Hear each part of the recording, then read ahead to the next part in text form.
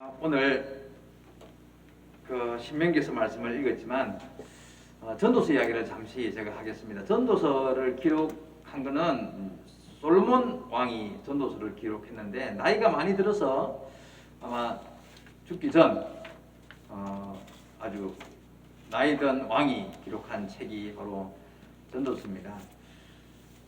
자기 인생을 돌아보면서 솔로몬이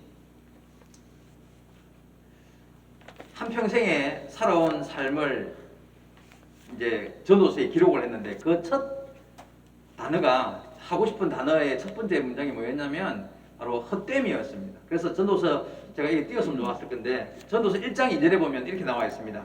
전도자가 이르되 헛되고 헛되며 헛되고 헛되니 모든 것이 헛되도다 하고 자기 이야기를 시작합니다. 사실은 이 한 구절이 사실은 솔로몬의 자기 평생의 삶을 딱 요약해서 표현했던 말이 사실은 이 말인 것 같습니다. 헛되다. 내가 다 살아보니 삶은 정말 헛된 것이다는 이야기를 해요. 그리고는 이제 그 이후에 마지막 12장까지 있는데 그 전체 내용에서 왜 인생이 헛된지를 설명을 해요.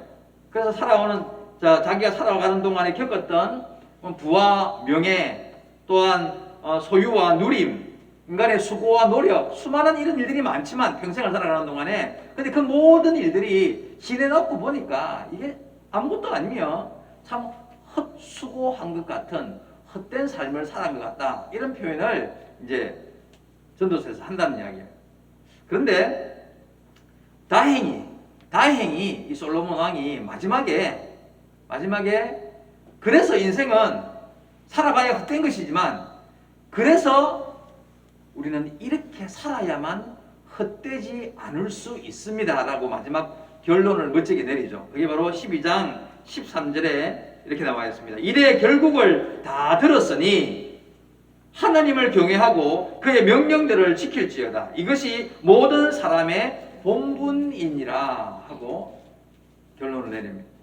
그렇습니다, 여러분. 이래 결국을 다 들었으니 내가 지금까지 1장부터 12장까지 수많은 이야기들로 인생의 삶이 어떤 것인지를 내가 설명 다 하지 않았습니까? 이 모든 일들의 결론을 다 들었는데 내가 살아보니 결국 인생이 바르게 산다는 것이 하나님을 경외하고 그 명령에 순종하여 사는 삶이 인생의 본분이더라. 이런 이야기를 나이 많이 들어서 죽기 전에 솔로몬 왕이 기록했다는 이야기죠. 여러분, 솔로몬은 사실 그나마 다행히 이제 늦게나마 정신을 차린 사람이에요, 사실은. 그죠? 솔로몬이 자기의 삶을 돌아보면서 마지막에 진심으로 회개하는 심정으로 기록한 책이 바로 전도서입니다. 젊었을 때 쓴 책은 뭐예요? 아가서. 그리고 훌륭한 왕으로 나라를 잘 다스리며 지혜롭게 그 왕으로서의 삶을 살았던 시절에 쓴 책이 잠언. 그리고 마지막에 늙어서 쓴 책이 전도서란 말이에요. 자, 여러분. 지금부터 제가 솔로몬이 어떤 인생을 살았는지를 한번 살펴볼 겁니다. 왜 자기가 자기 인생을 돌아보면서 인생은 헛되다 이렇게밖에 표현할 수 없었던 인생을 살았는지에 대해서 한번 살펴보려고 합니다. 오늘 우리는 솔로몬뿐만 아니라 우리는 성경에 나와 있는 모든 수많은 인물들이 있잖아요. 수많은 성경에 나와 있는 인물들의 삶을 통하여 우리는 지혜를 배워야 돼요. 그죠? 이 사람처럼 살면 안 되는구나도 배워야 할 것이고 성경에 나와 있는 인물들을 통하여서 그래 이렇게 살아야만 우리는 바른 신앙의 삶을 사는 거지 하고 귀한 교훈을 삼을 사람도 있는 거예요. 그렇죠? 오늘 우리는 그런 의미에서 솔로몬의 삶을 돌아보면서 우리가 어떠한 인생을 사는 것이 하나님 뜻에 합당한 삶인지를 한번 귀하게 배우는 삶의 지혜를 얻는 귀한 시간이 되기를 주의 말씀으로 부탁을 드립니다. 자, 솔로몬은 어떤 사람이었습니까? 여러분, 솔로몬의 아버지가 다윗 왕이잖아요. 그죠? 다윗이 왕에서 물러나면서 솔로몬에게 왕위를 물려줬는데 사실은요, 여러분, 솔로몬은 왕위를 물려받을 만한 위치에 있는 사람이 전혀 아니었습니다. 왜냐하면 솔로몬의 어머니가 누구였죠? 밧세바.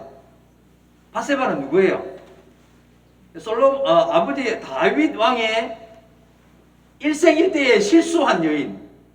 그렇죠? 밧세바는 바로 다윗이 나이 들어가지고 이제 전쟁터에 안 나가고 있다가 왕궁에서 이렇게 내려다보다가 목욕하는 여인을 그냥 범했던 바로 다윗의 평생에 후회할 만, 한번 할 만했던 그 사건의 주인공이 바로 이 밧세바란 말이에요. 결국 그래가지고 남편을 전쟁터에서 죽게 만들고 빼앗아 취한 여인이 바로 밧세바였고, 그리고 이 밧세바가 정식으로 다윗 왕의 부인이 되어서 다시 임신하여 낳은 아들이 솔로몬이었단 말이에요. 그러면 솔로몬이 이미 솔로몬 위에 형들이 많아요, 작아요? 거의 막내로 태어났거든. 그러니까 솔로몬 위에 다윗의 아들들이 굉장히 많았단 말이에요. 그래서 서열적으로 볼 때나 아니면 상황으로 볼 때 밧세바는요, 다른 다윗의 많은 다른 아내들에 비하면 굉장히 좀 천대받을 수밖에 없는, 신하들 사이에서도 밧세바는요, 이렇게 자기 목소리를 낼 수 있는 사람이 못 되었단 말이에요. 그런 자의 아들이었으니까 솔로몬이 서열으로 볼 때나 여러 가지 그 환경으로 볼 때 결코 왕이 될 만한 위치에 있지는 못했습니다. 그럼에도 불구하고 하나님의 뜻과 다윗의 마음이 솔로몬에게 가 있었고, 결국은 솔로몬을 왕으로 세우게 된단 말이에요. 자, 이렇게 왕이 되었으니까 솔로몬의 마음이 어땠을까요? 사실은 두려움도 있었을 거예요. 눈치도 보였을 수 있었다는 이야기예요. 자, 그랬기 때문에 오히려 더 아버지의 유언을 따라서 철저하게 하나님을 의지하고 기도하면서 하나님의 은혜를 간구하며 그는 왕위에 설 수 있었습니다. 결국 우리가 잘 아시는 대로 일천번제를 하나님께 드리고, 하나님은 그의 예배와 그의 간절한 기도를 들으시어서 그를 훌륭한 왕으로 세워주십니다. 그죠? 구하지 않았던 부와 명예까지도 다 더하여 주시면서 그의 자리를 공고하게 만들었습니다. 모든 것이 하나님의 은혜였고, 솔로몬이 하나님 왕으로서 이스라엘의 세 번째 왕으로서의 위치를 잘 잡을 수 있었던 것은 결국 하나님이 부어주신 철저한 은혜 때문이었습니다. 그런데 문제가 그 다음부터입니다. 이렇게 훌륭한 왕이 되었는데 시간이 흐르고 세월이 흐르는 동안에 마음이 조금씩 변해가기 시작하더라는 거예요. 네. 어떻게 변했을까요?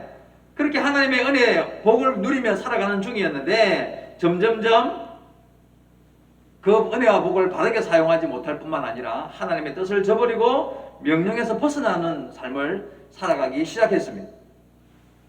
솔로몬이 어떤 죄를 범하였을까?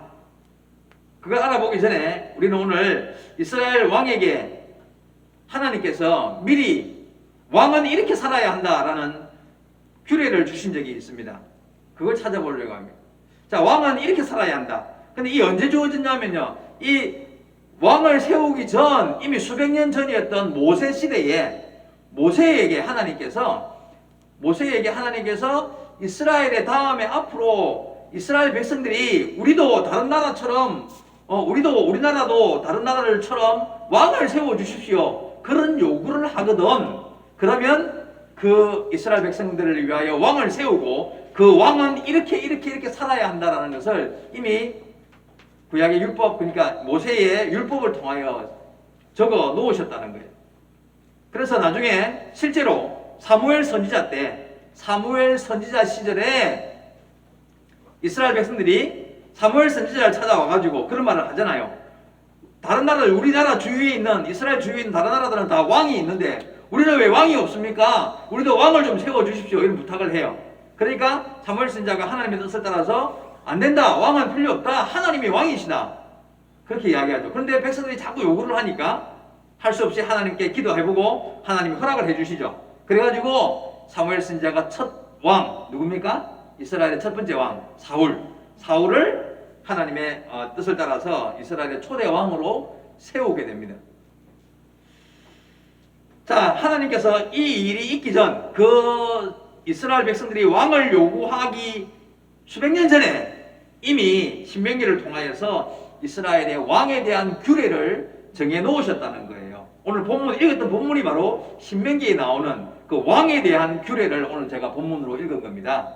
자, 여기 보니까 누군가 왕이 되거든 반드시 지켜야 할 것 한 가지와 반드시 하지 말아야 할 것 세 가지가 있다고 이야기합니다. 자, 지금부터 본문을 다시 한번 볼게요. 제가 14절 이하 16절까지 읽겠습니다. 내가 내 하나님 여호와께서 내게 주시는 땅에 이르러 그 땅을 차지하고 거주할 때에 만일 우리도 우리 주위의 다른 민족들 같이 우리 위에 왕을 세워야겠다는 생각이 나거든. 무슨 알겠죠? 우리도 다른 민족들처럼 왕을 세워야 되겠다 이런 요구를 하거든. 그러면 반드시 내 하나님 여호와께서 택하신 자를 내 위에 왕으로 세울 것이며, 내 위에 왕을 세우려면 내 형제 중에서 한 사람을 할 것이요 내 형제 아닌 타국인을 내 위에 세우지 말 것이며. 그렇죠. 자, 일단 이스라엘 백성 가운데 하나님이 선택한 자를 왕으로 세우라는 이야기죠. 자, 이제 지금부터입니다. 첫째, 그는 마병을 많이 두지 말 것이요 마병을 많이 얻으려고 내 백성을 애굽으로 돌아가게 하지 말 것이니, 이는 여호와께서 너에게 이르시기를 너희가 이 이후로는 그 길로 다시 돌아가지 말 것이라 하였습니다. 그러니까 첫 번째, 마병을 많이 두지 말라. 왕이 되거든. 그 왕은, 이 마병의 뜻이 뭐예요? 군대를 위한 말, 군사용 말을 절대 왕은 많이 가지려고 하지 말라는 이야기예요. 군사용 말. 나중에 설명드리겠습니다. 두 번째, 17절에 보니까 그에게 아내를 많이 두어 그의 마음이 미혹되게 하지 말 것이며. 두 번째는요, 아내를 많이 두지 마라. 왕은 아내를 많이 두지 마라. 이게 두 번째입니다. 세 번째 뭡니까? 자기를 위하여 은금을 많이 쌓지 말 것이니라. 은과 금을 많이 쌓지 말라. 부를 추구하지 말라는 이야기죠. 이게 바로 첫 번째, 군사용 말을 많이 두지 말고, 두 번째가 아내를 많이 두지 말고, 셋째가 은금을 자기를 위하여 많이 쌓지 말라. 이 세 가지가 하지 말아야 할 일이었습니다. 그죠? 자, 네 번째 18절 19절에 보니까 반드시 해야 될 거. 18절, 그가 왕위에 오르거든 이 율법서의 등사본을 레위 사람 제사장 앞에서 책에 기록하여 평생에 자기 옆에 두고 읽어 그의 하나님 여호와 경외하기를 배우며 이 율법의 모든 말과 이 규례를 지켜 행할 것이라. 반드시 해야 될 일은 뭡니까? 율법서를 복사해가지고, 이제 그 당시는 이제 손으로 써야 되는 거니까 써서 복사해가지고 반드시 자기 옆에 평생에 두고 읽으면서 하나님 말씀을 배우고 읽고 하나님을 경외하고 그 말씀을 규례를 지켜 행하는 일을 해야 한다. 이게 바로 반드시 해야 할, 왕이 지켜야 할 일이었다. 마지막 20절은 뭐냐면, 그렇게 하면 어떤 복을 받는다고 했습니까? 그리하면 그의 마음이 그의 형제 위에 교만하지 아니하고 이 명령에서 떠나 좌로나 우로나 치우치지 아니하리니 이스라엘 중에서 그와 그의 자손이 왕위에 있는 날이 장구하리라. 자, 그렇습니다. 이렇게 여기에서 이미 신명기에다가, 신명기는 창세기, 출애굽기, 여기 민수기, 신명기 5개 책은 율법서잖아요. 모세가 처음 받은 하나님의 명령서란 말이에요. 여기에 이미 왕이 되면 왕은 어떠한 사람이 되어야 할지를 이제 수백 년 전에 기록을 해놓았단 말이에요. 이와 같이 솔로몬은 이 사실을 알았을까요? 몰랐을까요? 당연히 알았죠. 알았습니다. 그러나 시간이 흐르면서 자기도 모르는 사이에 이 규례들을 어기고 불순종하며 하나님의 뜻을 거스르기 시작했다는 겁니다. 첫 번째가 군사용 말을 많이 두지 말라 그랬죠. 이 말 의미는 뭘까요? 하나님을 의지하라는 거지. 사람이나 군대의 힘을 의지하려고 하지 말고, 모든 전쟁은 하나님께 속했으니 너희가 이방의 침략을 당하든 할 때 철저하게 하나님을 의뢰하고 하나님께 기도하고 하나님의 뜻을 따라야 한다라는 것을 말씀하시기 위해서 군사와 사람의 힘을 의지하지 말라, 하나님의 지키심과 보호하심을 의지하라는 말씀으로 이런 명령을 하셨죠. 근데 솔로몬이 이 말씀을 지켰을까요? 순종하지 않았습니다. 역대하 9장 28절 솔로몬을 위하여 애굽과 각국에서 말들을 내어왔더라, 이런 표현이 나옵니다.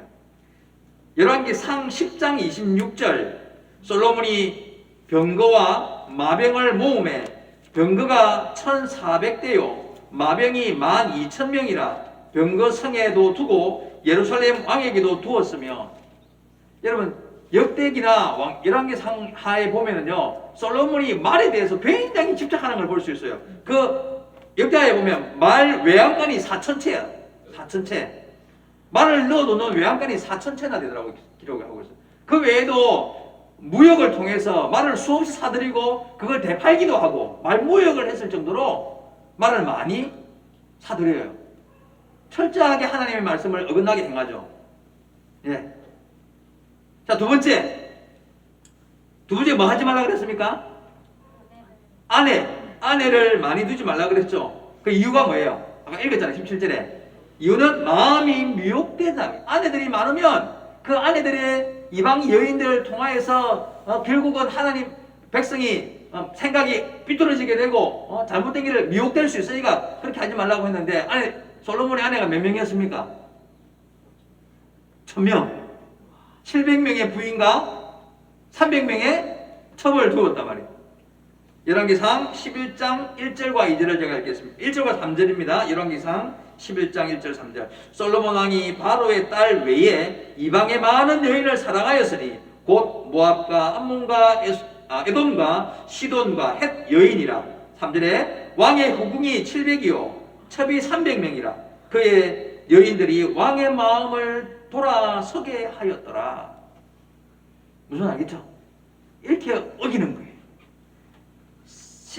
열왕기상 11장 4절 5절에 나와 있습니다. 솔로몬의 나이가 많을 때에 그의 여인들이 그의 마음을 돌려 다른 신들을 따르게 하였으므로 왕의 마음이 그의 아버지 다윗의 마음과 같이 아니하여 그의 하나님 여호와 앞에 온전하지 못하였으니 이는 시돈 사람의 여신 아스타롯을 따르고 암몬 사람의 가증한 밀곰을 따름이라. 이런 우상들을 섬기기 시작했다는 거예요. 그 아내들 때문에.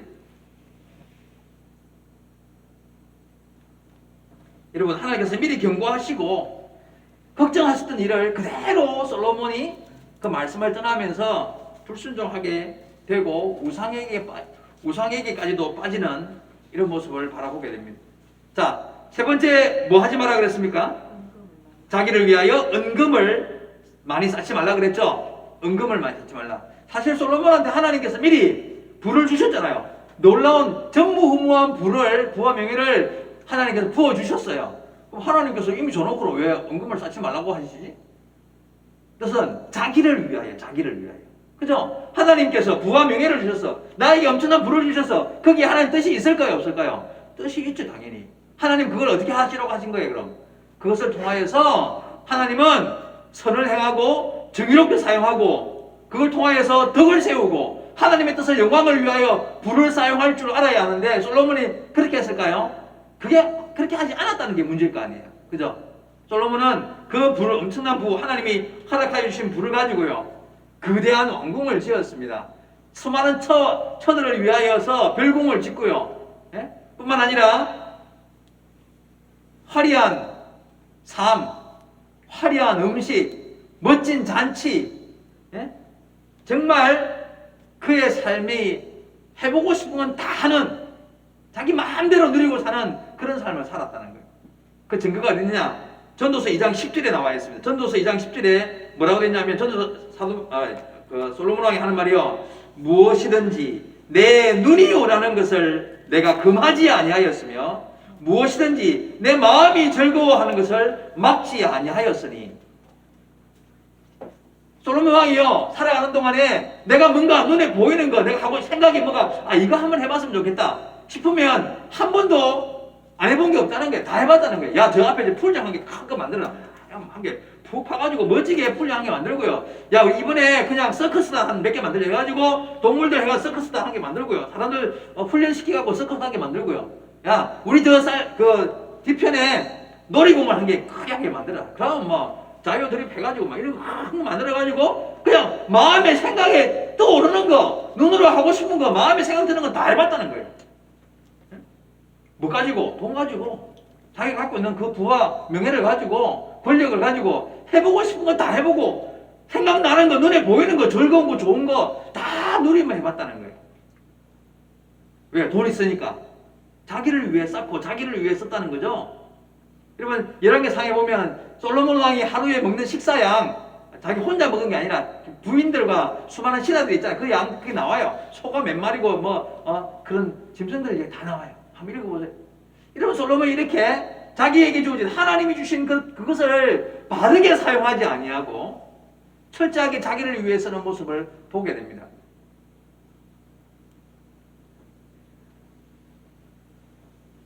여러분, 하나님의 말씀을 버리기 시작한 순간, 그것에 붙잡았던 손을 놓기 시작한 순간 인간은 어떤 누구든지 간에 바른 길을 걸을 수 없습니다. 철저하게 나를 향하여 주신 말씀이지만, 왕에게 주신 말씀이지만, 그 말씀을 놓치는 순간 그는 그 하나님의 말씀에서도 멀어지기 시작했고, 그 말씀의 영향력을 내게 미치지 못하는 순간 나는 바로 그 삶이 도미노처럼 하나씩 하나씩 무너지는 모습을 우리는 바라볼 수 있다는 거예요. 어디 솔로몬만 그렇겠습니까? 우리 모든 사람이 다 그렇습니다. 여러분, 말씀을 떠나는 인생은 아무리 겉이 화려해 보여도 말씀을 떠나는 순간 그는 헛된 길을 걷는 거예요. 말씀을 떠나는 순간 아무리 그의 삶이 멋지고 엄청난 것을 누리며 부와 명예를 누린다 할지라도 말씀을 떠나는 순간 어떠한 인간도 그 삶에서 아름다운 열매를 기대할 수 없으며 하나님의 뜻을 바라볼 수 없게 된다는 거예요. 허무와 헛됨과 공허함을 쫓게 되고 만다는 것을 우리는 명심해야 됩니다. 여러분, 그래서 우리는 이 자리를 귀하게 여기고 하나님의 말씀을 들으려고 애를 쓰고 내가 앉아있는 자리에서 내게 주어진 하루의 삶 가운데에서 하나님 말씀을 바라보기를 힘써야 합니다. 여러분, 하나님 말씀 떠난 인생은요, 말 그대로 그때부터 내리막길임을 알아요. 그때부터 공허와 남는 것 없는 그저 그냥 헛된 것을 쫓는, 그저 인간적으로 볼 때 그게 멋일 수 있어요. 솔로몬의 삶이 인간적으로 볼 때는 야, 멋지다, 부럽다, 정말 대단하다, 나도 한번 저렇게 살아봤으면, 그런 마음이 인간적으로 들 수 있어요. 그러나 이미 하나님의 말씀을 벗어나는 순간 그 삶은 헛되고 헛되며 헛되고 헛되니 모든 것이 헛되도다라고 말할 수밖에 없는 그 길을 달려가기 시작했던 삶이 된다는 거예요. 그래서 여러분, 우리는 아까 읽었던 전도서 12장 13절의 말씀을 귀 기울여야 합니다. 이래 결국을 다 들었으니 하나님을 경외하고 그 명령을 지킬지어다. 이것이 사람의 본분입니다. 여러분, 명심하셔야 됩니다. 우리가 하나님 말씀 앞에 정말 바르게 서 있기 위하여 애쓰고 힘쓰지 않냐면 나머지 길은 다 헛된 길임을 알아야 됩니다. 제가 아주 오래전에 읽었던 책 중에 어니스트 해밍웨이의 그 노인과 바다라는 책을 제가 지금 기억으로는 아마 중고등학교 때 같아요. 중학교 때나 뭐 그 기억이 잘 안 날 정도로 오래전에 읽었는데, 그때 읽을 때는 그냥 뭐 별로 그냥 노인네가 참 고생했는데 헛수고했네, 그 정도 내용으로밖에 안 읽었었어요. 근데 곰곰이 생각을 해보았는데, 최근에 제가 한번 다시 그 내용을 보면서 생각을 했는데, 여러분, 해밍웨이가 그 노인과 바다를 쓰고 1954년에 그 노인과 바다를 통해서 플리츠 상도 받았고, 그리고 54년에는 노벨 문학상을 받아요. 이 해밍웨이의 인생을 여러분 혹시 뭐 인터넷으로 한번 알아보시면 아시겠지만, 아십니까? 그가 원래 태어날 때 1899년에 미국 시카고에서 태어났는데 원래 기독교 가정이었어요. 근데 젊은 나이에 그 아주 타락한 인생의 길을 걷기 시작했습니다. 고등학교를 졸업하고 대학은 안 가고 그냥 신문사에 취직을 해갖고 일을 시작했어요. 기자로. 근데 그 글을 쓰는 재주는 있었던 것 같아요. 그가 결혼을 4번이나 하고요. 그리고 술에 빠져가 굉장히 지독한, 나중에는 이제 그 알코올 중독자였거든요. 한 번도 자기 스스로가 행복해 보았던 삶이 없었다라고 고백할 정도로 그의 삶은 아주 피폐해 있었습니다. 나중에 그 사냥총으로 자살하게 죽거든요. 사냥총 이렇게 장총으로 이렇게 자살해 죽는데 1961년이었습니까? 이렇게 자살해 죽는데 우울증과 불안, 신경쇠약 이런 것 때문에 술 막 먹고 이래가지고 이제 마지막에 자살하죠. 근데 여러분, 자살하기 전에 몇 년 전에 이제 이 노인과 바다를 쓰고 그 상을, 노벨 문학상을 타는데요. 이 노인과 바다를 자세히 읽어보면 왜 화가들이 자화상을 그리잖아요. 자기 얼굴 이렇게 자화상 그리는 것처럼 딱 자기 이야기를 하는 것 같아요. 이 노인과 바다 내용 간단하게 제가 설명드릴게요. 쿠바에 사는 나이 많은 노인 한 사람이 낚시로 이제 평생을 이제 머리를 묶고 사는 사람인데, 이 낚시꾼인 이 사람이 이름이 산티아고라는 이 사람이 84일 동안 한 마리도 고기를 못 낚아요.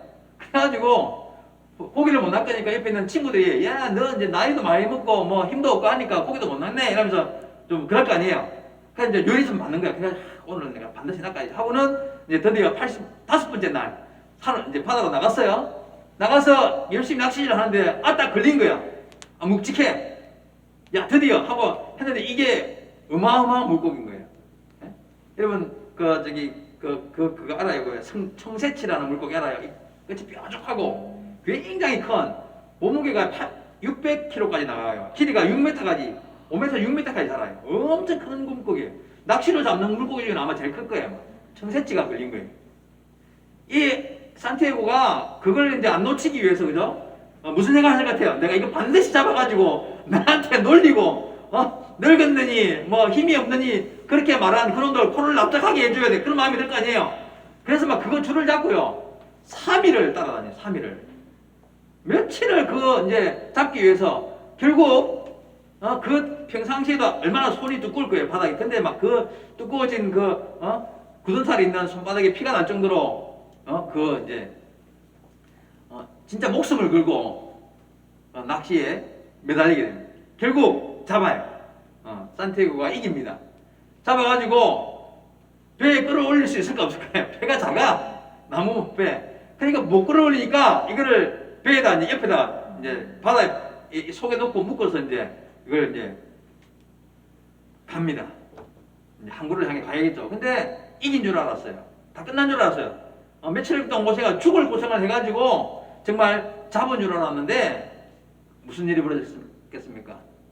상어떼가 나타나요. 피냄새를 맡고 상어떼가 달려들기 시작하는 거예요. 그때부터 이제 상어떼와의 전쟁이 벌어지는 거죠. 그래서 막 살을 뜯어먹으니까 그냥 칼하고 막 몽둥이 가지고 상어떼를 쫓아요. 좀 때리면 또 도망갔다가 또 뜯어먹고 결국은 그 상어떼와의 싸움에서 이제 싸우다가 끌고 가고 차도 배도 이제 결국은 이제 항구에 도착했을 때쯤 되었을 때 뼈만 남는 거예요. 그 큰 물고기 다 뜯어먹히고 앙상한 뼈만 남고 그렇게 해가지고 모든 그 수고가 숲으로 돌아가고 맙니다. 배를 대고 배에서 내린 노인은 온몸이 축 늘어져서 바람 빠진 풍선처럼 해서 떨어져 눕게 됩니다. 그게 마지막 장면이에요. 여러분, 이 이야기, 노인과 바다 이야기에서 해밍웨이가 무슨 이야기를 하고 싶었을까요? 인생은 헛되고 헛되며 헛되고 헛되니 모든 것이 헛되도다. 딱 성경에 나오는 그 이야기를 아마 노인과 바다를 통해서 해밍웨이가 한 거예요. 자기의 인생을 돌아봐도 그런 것 같고, 그리고 글을 썼는데 참 사람들 물론 문학 작품을 해석하는 사람들에 따라서 다르지만 뭐 그 이후에도 희망을 이야기하는 사람도 있고 하겠지만 사실은 자기 자화상을 그렸다고 저는 보고 있습니다. 여러분, 청새치와의 사투, 근데 잡겠다는 그 사투는요 부나 명예나 어떤 내 평판이나 내가 어떤 젊은 시절에 막 쫓아갔던 그 열정, 내가 붙잡으려고 했던 그 모든 것을 향한 열정이었죠, 그죠? 잡았어요. 딱 잡았어요. 야, 드디어 내가 인생에서 성공했다 하고 이긴 줄 알았는데 그 이김의 즐거움은 잠시고 결국은 내가 붙잡은 거, 내가 이룬 것을 결국은 상어떼들이 달려들어서 다 뺏어먹고 그것과 싸워 결국은 남는 거 없는, 결국은 허무한 마지막 빈배만 들고 돌아갈 수밖에 없는 그 인생의 모습을 글로 표현했다고 봅니다. 여러분, 명심하셔야 합니다. 해밍웨이가 자기가 바라본 인생은 뭐 다른 사람은 모르고 자기 인생뿐만 아니라 그 인생이라는 것 자체가 결국은 끝날 때 되면 바람 빠진 풍선처럼 허망한 것밖에 안 남는다. 그런 생각을 했다는 것입니다. 결국 그래서 알코올 중독에 빠진 그가 1961년에 자살을 하며 헛된 자기의 인생을 그렇게 이제 마무리하고 맙니다.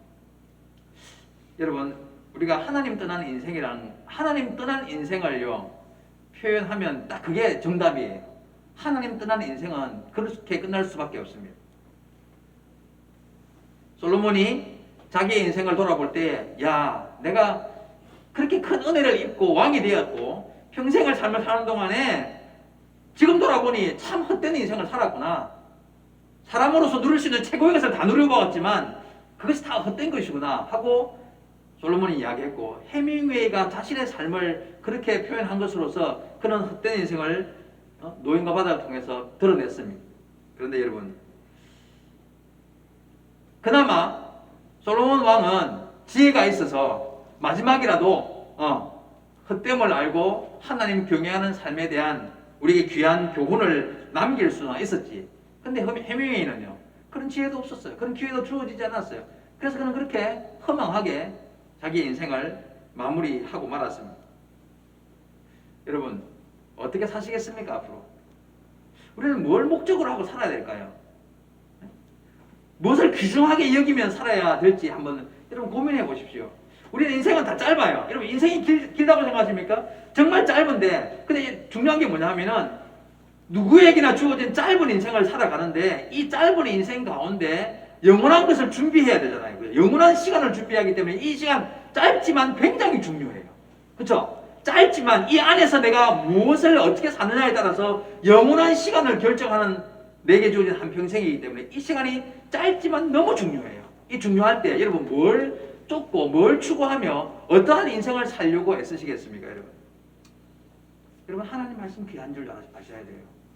하나님 말씀보다 더 내가 붙잡고 초점을 맞추어야 할 일이 없다라는 생각을 스스로 할 줄 알아야 돼요.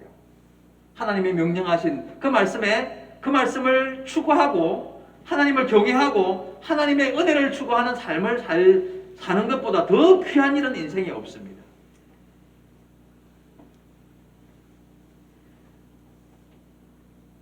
하나님 말씀 속에서 우리는 진리를 발견하고 그 발견한 진리로 말미암아 내 삶이 참 자유를 누리게 된다는 그 삶의 어떤 기쁨, 진정한 하나님께로부터 오는 은혜와 기쁨을 말씀 속에서 찾을 수 있어요. 이거는 경험이에요. 목사가 설교 잘한다고 해서 이러면 다 그냥 내가 막 던져도 입에 넣어주는 게 아니라 여러분 스스로가 삶 속에서 그렇구나, 하나님의 말씀을 통하여 내 삶이 완전히 하나님께로 초점을 맞추고 이쪽 방향으로 내가 걸어가야만 나는 실패하지 아니하는 인생이 될 수 있고, 허물을 추구하지 아니하고 헛된 것을 따르지 아니하고 정말 하나님 기뻐하는 바른 삶을 살아갈 수 있다는 확신을 가질 수 있게 되기를 바랍니다. 제가 해밍 이야기했고 솔로몬 오늘 본문에 나오는 이야기를 통해서 솔로몬을 이야기했었는데,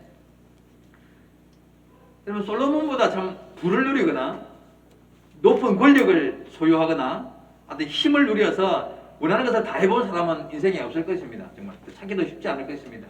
근데 그렇게 다 해본 사람이 야 인생은 헛된 거야 그렇게 말하면 믿어야 돼요. 우리는 기껏 해봤자 내가 뭐 이루면 뭘 대단히 이루고 내가 누리면 뭘 더 대단히 누려보겠습니까?